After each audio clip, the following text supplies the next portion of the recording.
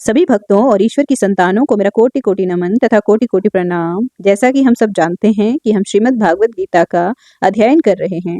आज हम 15वें अध्याय का अध्ययन करेंगे। हमने 14 अध्यायों का अध्ययन कर लिया है। हम हिंदी माध्यम से श्रीमद् भागवत गीता का अध्ययन कर रहे हैं। चलिए शुरू करते हैं आज का अध्याय।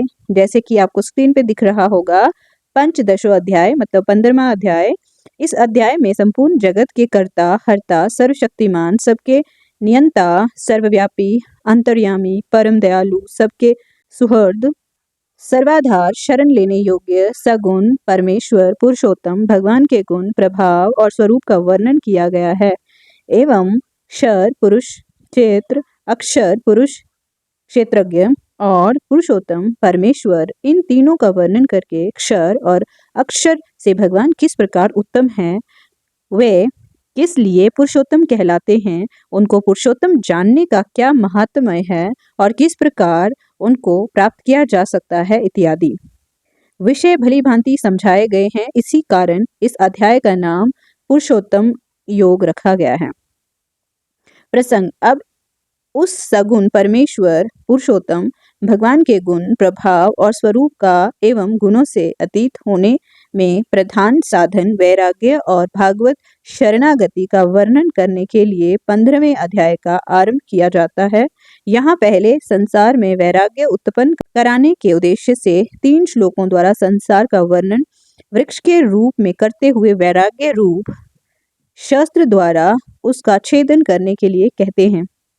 श्री भगवान बोले, आदि पुरुष परमेश्वर रूप मूल वाले और ब्रह्मा रूप मुख्य शाखा वाले जिस संसार रूप पीपल के वृक्ष को अविनाशी कहते हैं तथा वेद जिसके पत्ते कहे गए हैं, उस संसार रूप वृक्ष को जो पुरुष मूल सहित तत्व से जानता है, वे वेद के तात्पर्य को जानने वाला है।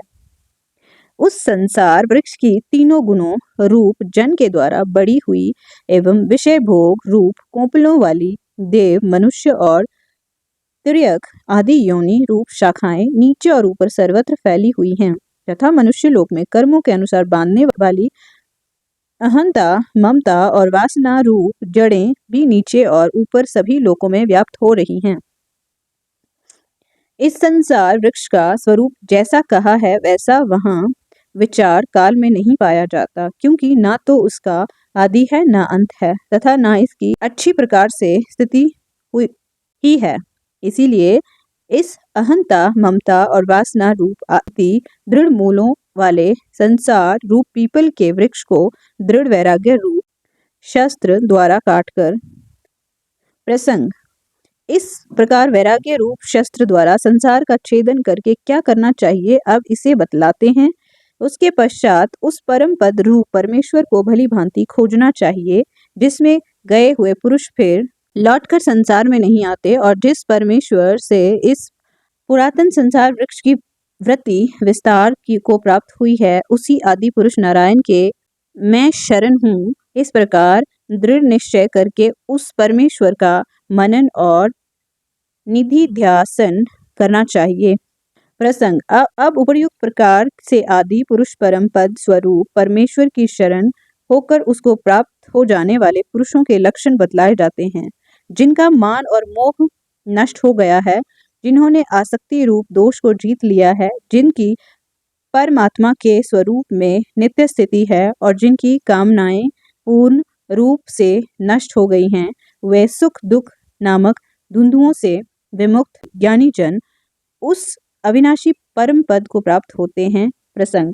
उपर्युक्त लक्षणों वाले पुरुष जिसे प्राप्त करते हैं, वे अविनाशी पद कैसा है, ऐसी जिज्ञासा होने पर उस परमेश्वर के स्वरूप भूत परम पद की महिमा कहते हैं।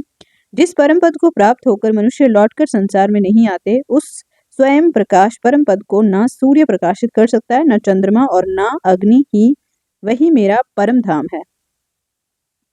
उपर्युक्त प्रकार से बंधे हुए जीव का क्या स्वरूप है और उसका वास्तविक स्वरूप क्या है, उसे कौन कैसे जानता है। अतः इन सब बातों का स्पष्टीकरण करने के लिए पहले जीव का स्वरूप बतलाते हैं। इस देह में ये सनातन जीवात्मा मेरा ही अंश है और वही इन प्रकृति में स्थित मन और 5 इंद्रियों को आकर्षण करता है। प्रसंग, ये जीवात्मा मन सहित 6 इंद्रियों को किस समय, किस प्रकार और किस लिए आकर्षित करता है तथा वे मन सहित 6 इंद्रियां कौन कौन हैं? ऐसी जिज्ञासा होने पर अब 2 श्लोकों में इसका उत्तर दिया जाता है। वायु गंध के स्थान से गंध को जैसे ग्रहण करके ले जाता है, वैसे ही देहादि का स्वामी जीवात्मा भी जिस शरीर का त्याग करता है, उससे इन मन सहित इंद्रियों को ग्रहण करके फिर जिस शरीर को प्राप्त होता है उसमें जाता है।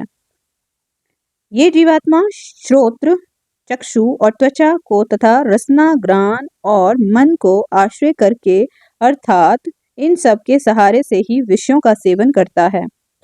प्रसंग, जीवात्मा के तीनों गुणों से संबंध एक शरीर को छोड़कर दूसरे शरीर में जाने वाला और शरीर में रहकर विषयों का सेवन करने वाला कहा गया।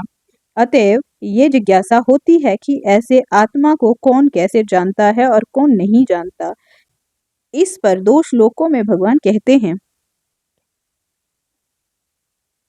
शरीर को छोड़कर जाते हुए को अथवा शरीर में स्थित हुए को अथवा विषयों को भोगते हुए को इस प्रकार तीनों गुणों से युक्त हुए को भी अज्ञानी जन नहीं जानते। केवल ज्ञान रूप नेत्रों वाले विवेकशील ज्ञानी ही तत्व से जानते हैं। यत्न करने वाले योगी जन भी अपने हृदय में स्थित और आत्मा को तत्व से जानते हैं, किंतु जिन्होंने अपने अंतकरण को शुद्ध नहीं किया है, ऐसे अज्ञानी जन तो यत्न करते रहने पर भी इस आत्मा को नहीं जानते। प्रसंग, पहली शंका का उत्तर देने के लिए भगवान 12वें से 15वें श्लोक तक गुण, प्रभाव और ऐश्वर्य सहित अपने स्वरूप का वर्णन करते हैं। सूर्य में स्थित जो तेज संपूर्ण जगत को प्रकाशित करता है तथा जो तेज चंद्रमा में है और जो अग्नि में है, उसको तू मेरा ही तेज जान। और मैं ही पृथ्वी में प्रवेश करके अपनी शक्ति से सब भूतों को धारण करता हूँ और इस स्वरूप अर्थात अमृतमय चंद्रमा होकर संपूर्ण औषधियों को अर्थात वनस्पतियों को पुष्ट करता हूँ। मैं ही सब प्राणियों के शरीर में स्थित रहने वाला प्राण और अपान से संयुक्त वैश्वानर अग्नि रूप होकर 4 प्रकार के अन्न को पचाता हूँ। प्रसंग, अब भगवान अपने सर्व अंतर्यामित्व और सर्वज्ञत्व आदि गुणों से युक्त स्वरूप का वर्णन करते हुए सब प्रकार से जानने योग्य अपने को बतलाते हैं। मैं ही सब प्राणियों के हृदय में अंतर्यामी रूप से स्थित हूँ तथा मुझसे ही स्मृति, ज्ञान और अपोहन होता है और सब वेदों द्वारा मैं ही जानने के योग्य हूँ तथा वेदांत का कर्ता और वेदों को जानने वाला भी मैं ही हूँ। प्रसंग, अब अध्याय की समाप्ति तक पूर्वोक्त तीनों का प्रकरणों का सार संक्षेप में बतलाने के लिए अगले श्लोक में क्षर और अक्षर पुरुष का स्वरूप बतलाते हैं।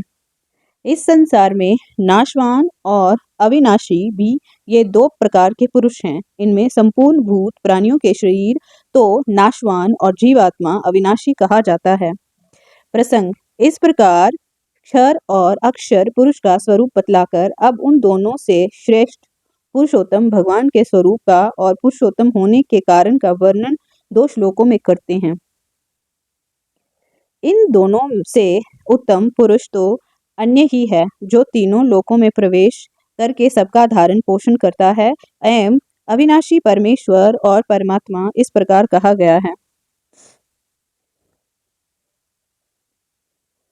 क्योंकि मैं नाशवान जड़ वर्ग क्षेत्र से तो सर्वथा अतीत हूँ और अविनाशी जीवात्मा से भी उत्तम हूँ, इसीलिए लोक में और वेद में भी पुरुषोत्तम नाम से प्रसिद्ध हूँ। प्रसंग, जब ऊपर कहे हुए प्रकार से भगवान को पुरुषोत्तम समझने वाले पुरुष की महिमा और लक्षण बतलाते हैं। हे भारत, जो ज्ञानी पुरुष मुझको इस प्रकार तत्व से पुरुषोत्तम जानता है, वह सर्वज्ञ पुरुष सब प्रकार से निरंतर मुझ वासुदेव परमेश्वर को ही भजता है। प्रसंग, इस प्रकार भगवान को पुरुषोत्तम जानने वाले पुरुष की महिमा का वर्णन करके अब इस अध्याय में वर्णित विषय को गुहात्म बतलाकर उसे जानने का फल वर्णन करते हुए इस अध्याय का उपसंहार करते हैं। हे निष्पाप अर्जुन, इस प्रकार ये अति रहस्य युक्त गोपनीय शास्त्र मेरे द्वारा कहा गया, इसको तत्व से जानकर मनुष्य ज्ञानवान और कृतार्थ हो जाता है। इस तरह से हमारा 15वां अध्याय समाप्त होता है। आशा है आप सब लोगों का जीवन मंगलमय चल रहा है और मेरी विनती है ईश्वर से वह सदैव सबका कल्याण करें और सदैव सबके मन की आशाओं को पूर्ण करें। किंतु ये ध्यान रखें कभी अपनी आशाओं में किसी का बुरा ना सोचें। धन्यवाद।